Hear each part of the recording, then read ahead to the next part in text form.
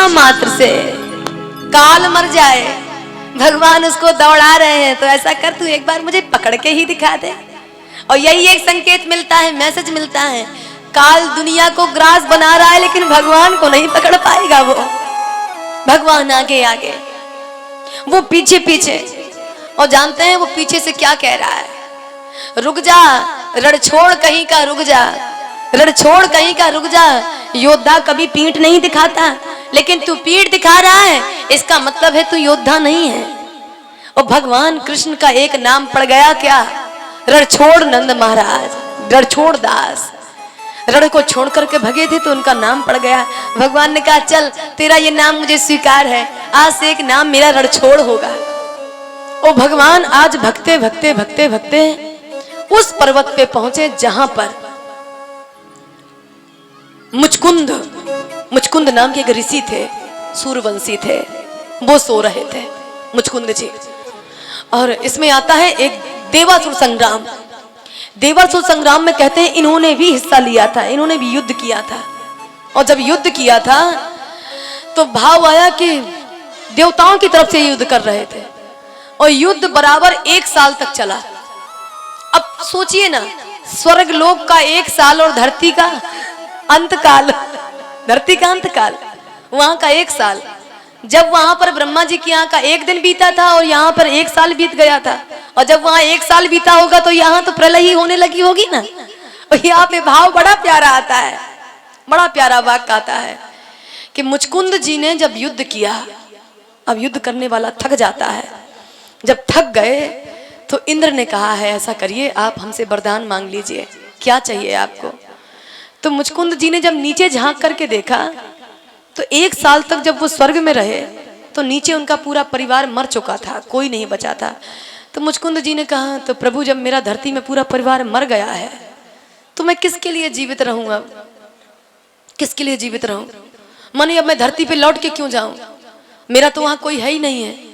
तो भगवान ने कहा वरदान तो मांगना पड़ेगा। तो बोले प्रभु ऐसा करिए, युद्ध करते करते मैं थक गया तो मुझे वरदान दीजिए कि मैं सोना चाहता हूँ और इतना सोना चाहता हूँ कि मुझे कोई नींद में जगाए ना, नींद में बाधा ना डाले।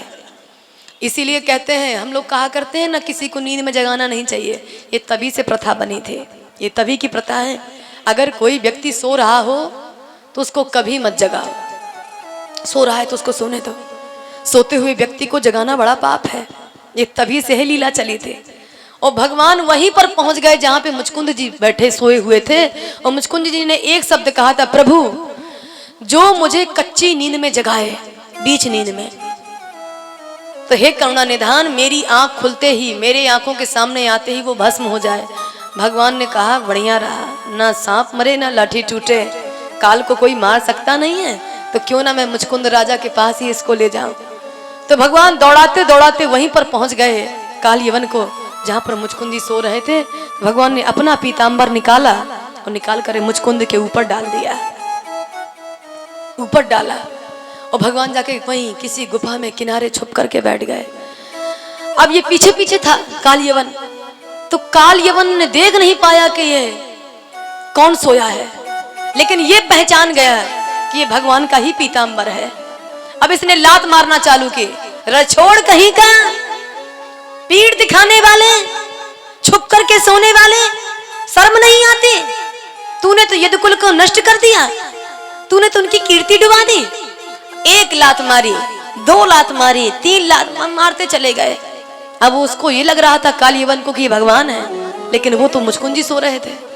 अब लात मारते मारते मारते मारते जब उनकी नींद खुली तो उनके आंखों के सामने ही आकर के काल भी भस्म हो गया। अब मेरी एक बात समझिए, आप बात समझिए, काल को कोई मार सकता है क्या? विचार करें, काल को कोई मार सकता है क्या? हाँ मार सकता है। कौन? तप मार सकता है, तप, तप मार सकता है।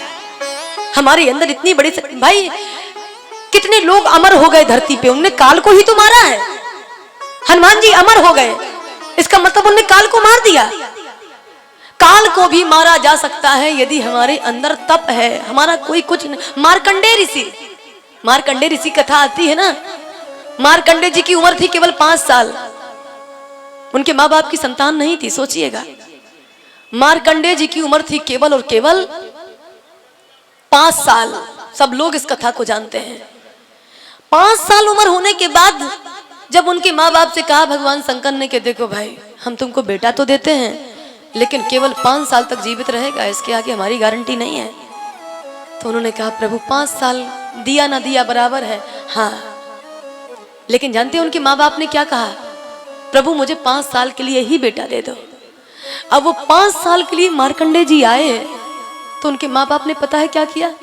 बेटा एक काम करना, तेरी उम्र केवल 5 साल है तो तेरे दरवाजे से जो कोई भी निकले तू सबके पैर छूना।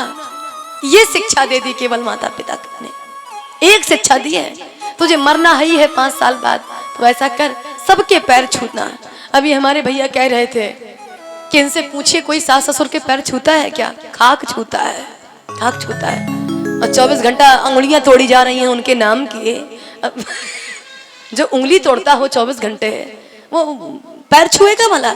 आज के युग में मुझे लगता है मात्र और मात्र 10% बहुएं हो, 90% छोड़ दीजिए, 10% बहुएं हो सकते हैं आज भी कुलवंती हैं, धर्मवंती हैं, जो अपने सास ससुर को लेकर के चल रही हैं। नहीं तो वो तो एक नारा चला है ना, हम दो हमारे दो। अब एक नारा और चल गया है, हम दो हमारा एक। पहले चलता था हम दो हमारे दो, वो हम दो हमारा एक कई केवल, बस जैसी आराम। पशु की जिंदगी जी रहे हैं हम लोग, केवल पशु की जिंदगी। जैसे जानवर जीता है ना, बस वही जिंदगी है हमारी आपकी। केवल अपने बेटे के लिए जी रहे हैं, लेकिन जिसका बेटा छीन करके लाए हैं वो भी तो किसी का बेटा है ना, वो भी किसी का बेटा है। सुबह जगते ही सबसे पहला एक काम, अगर कथा सुने हो तो मेरी इस बात को अपने जीवन में धारण कर लेना।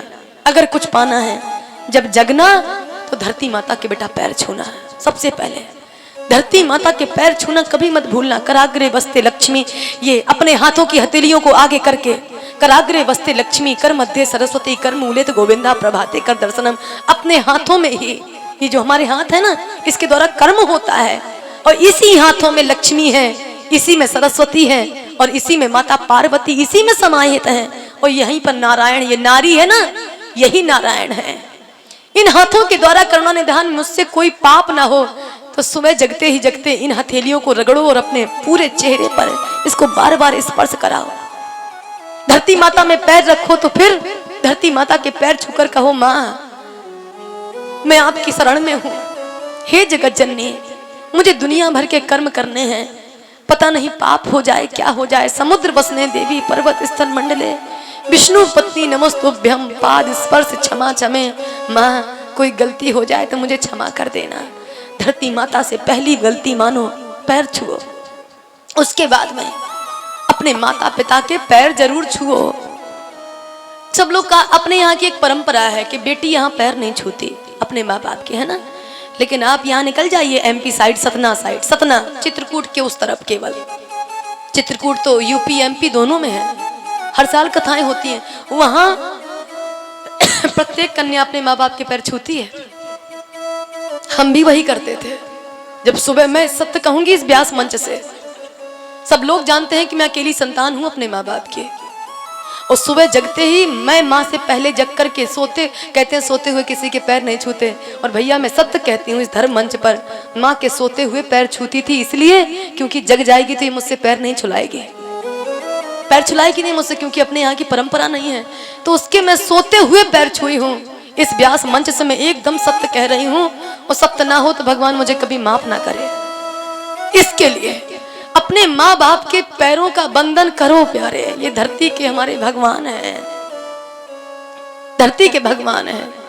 वो कितना प्यारा गीत है करण अर्जुन पिक्चर का, है ना, करण अर्जुन। सूरज कब दूर गगन से